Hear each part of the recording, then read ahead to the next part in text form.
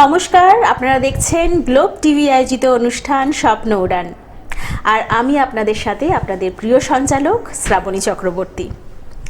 আজকে আমার সাথে যিনি আছেন, স্বপ্ন উড়ানের পর্দায় আমরা তাকে আগেও পেয়েছি এবং আমরা চাই আমাদের অনুষ্ঠানে উনি বারবার আসুন, আর সেরকম কথাও কিন্তু উনি রাখেন। একদম আজকে আমাদের সাথে রয়েছেন বিখ্যাত নৃত্যশিল্পী, অবশ্যই আমাদের সাথে দেবরাজ ভট্টাচার্য।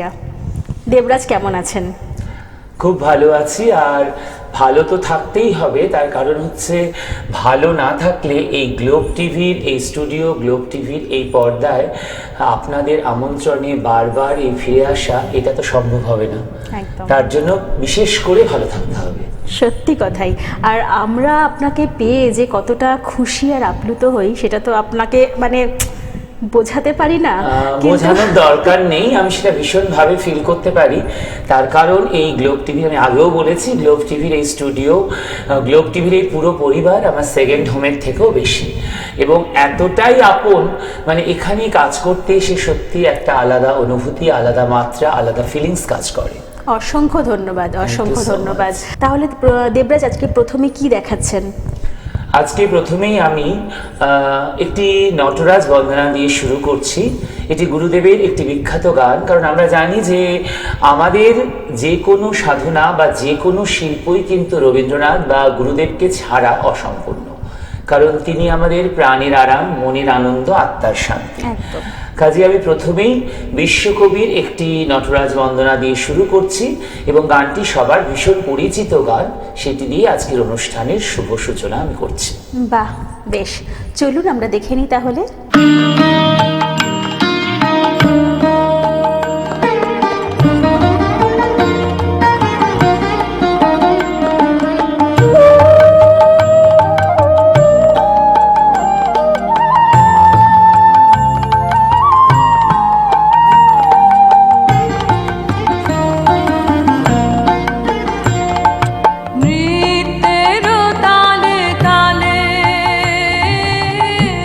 নটরাজ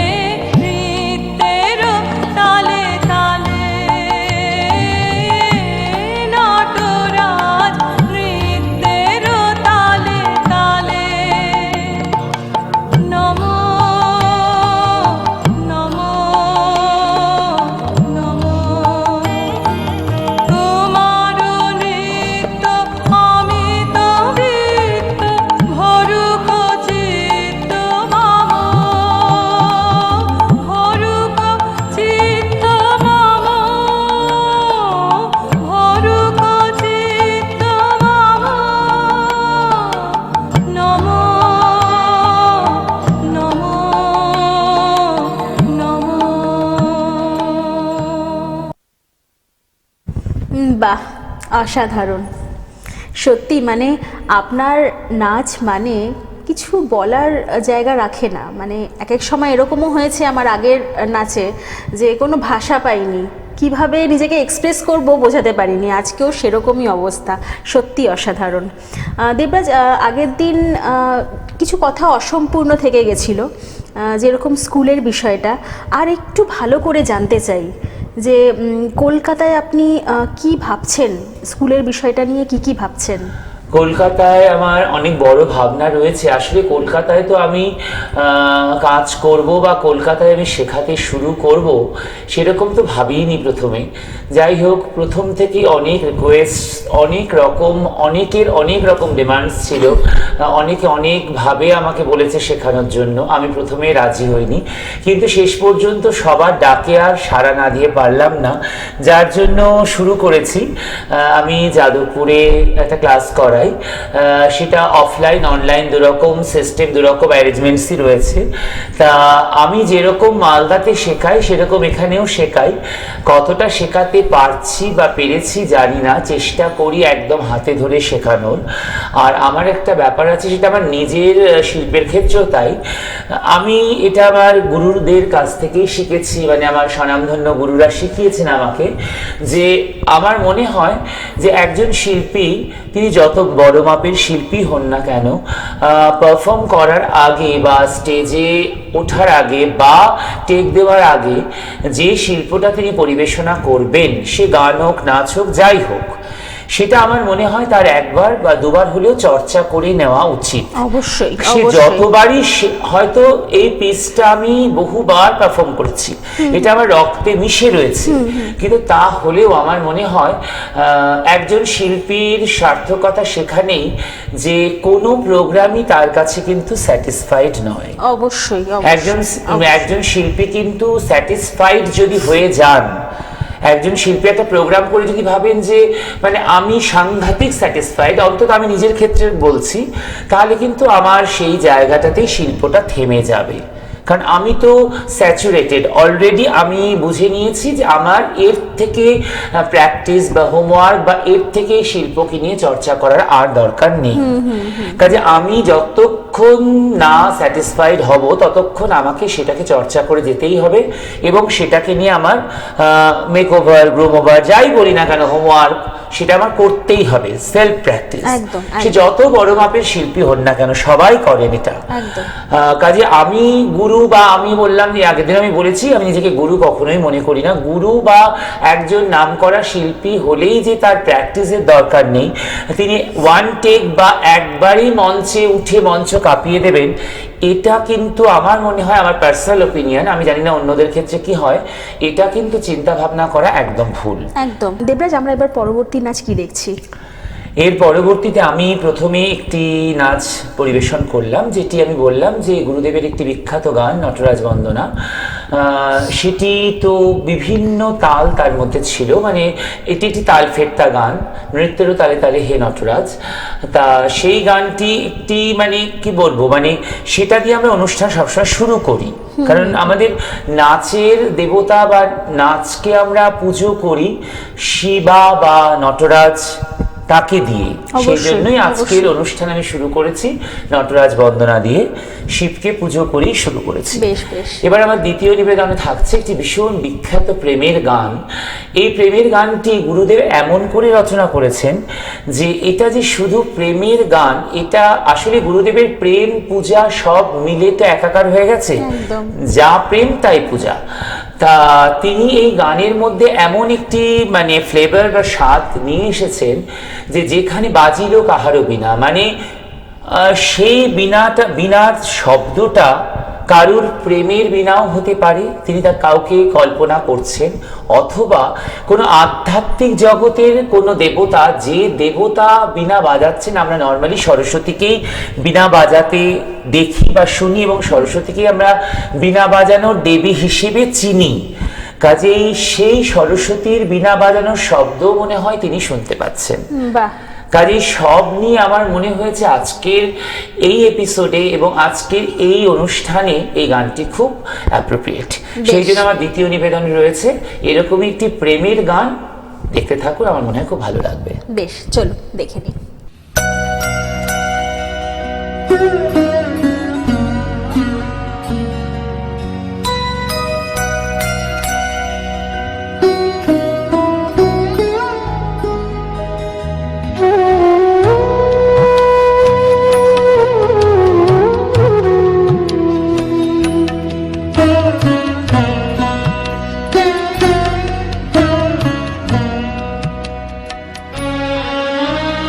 বাজিল কাহারো বিনা, মধুর স্বরে বাজিল কাহারো বিনা, আমার নিভৃত নবজীবন পরে বাজিল কাহারো বিনা। প্রভাত কমল সম ফুটিল হৃদয় মম, কার দুটি নিরূপম চরণ তরে বাজিল কাহারো বিনা। জেগে উঠে সব শোভা সব মাধুরী, পলকে পলকে হিয়া পুলকে পুরী। কোথা হতে সমীরণ আনে নব জাগরণ, পরাণের আবরণ মোচন করে বাজিল কাহারো বিনা। লাগে বুকে সুখে দুঃখে কত যে ব্যথা, কেমনে বুঝায় কব না জানি কথা। আমারও বাসনায় আজি ত্রিভুবনে উঠে বাজি, কাপে নদী বনরাজি বেদনা ভরে বাজিল কাহারো বিনা। মধুর স্বরে বাজিল কাহারো বিনা। বাহ, অসাধারণ, সত্যি অসাধারণ। দেবরাজের নাচ মানেই সত্যি নতুন চমক, নতুন নতুনভাবে দেবরাজ সেটাকে সেই নাচগুলোকে তুলে ধরে আমাদের স্বপ্ন উড়ানের পর্দায়। অবশ্যই একদম শেষ নিবেদনে যাব। দেবরাজ কি রেখেছে শেষ নিবেদনে? শেষ নিবেদনে একটি চমক রয়েছে, কারণ আজকে আমরা একদম বসন্তের মধ্যে বিরাজ করছি, মানে ভরা বসন্ত যাকে বলে। আর আমাদের বসন্তকাল মানেই ফাগুয়া, বসন্তকাল মানেই আমাদের অনেক কিছু জিনিস, মানে রং মাখা, তার সঙ্গে ভীষণ আনন্দে মেতে ওঠা, চারিদিকে পলাশ ফুল, সব দিক রঙিন হয়ে উঠেছে। সব মিলিয়ে বসন্ত আমাদের কাছে একটা আলাদা মাত্রা। একদম। আর সেই বসন্তের আনন্দের সাথে যদি কবিগুরুর শিল্প এবং রাধাকৃষ্ণ জুড়ে যায় তাহলে কোনো কথাই হবে না। অসাধারণ, অসাধারণ। কাজে আমার মনে হয়েছে যে কবিগুরুর শিল্পকে নিয়ে এবং কবিগুরুর রচনাকে নিয়ে আর রাধাকৃষ্ণকে তার মধ্যে যোগ করে যদি আজকের এই বসন্তের পর্বকে আমরা সেলিব্রেট করি তাহলে কেমন হয়। একদম, চলুন। আর এই গানটিতে আরো একটি চমক রয়েছে। তার কারণ এই গানটির মধ্যে একটু বলে দিই, আমাদের হাতে সময় খুব কম, যে গানটিতে কৃষ্ণা একটি ড্রিম বা একটি স্বপ্ন দেখতে শুরু করলো। সেই স্বপ্নটি হচ্ছে সমস্ত গানটার সারমর্ম। সেই স্বপ্নের মধ্যে রয়েছে সে রাধার সাথে কিভাবে প্রেম করছে, রাধার সাথে বিরহ, রাধার সাথে কিভাবে রাধাকে রং মাখাচ্ছে, রাধা তাকে রং মাখাচ্ছে, সমস্ত কিছু। যেই মুহূর্তে স্বপ্নটা ভেঙে গেল শেষে গিয়ে, সেখানে গিয়ে দেখলো যেটা পুরোটাই একটা মেকি জিনিস, এবং তার জন্যই তার মনে একটু ছোঁয়া রবি ঠাকুর রেখে গেল। বাহ, অসাধারণ। তবে আমাদের সময় কিন্তু একদম শেষ।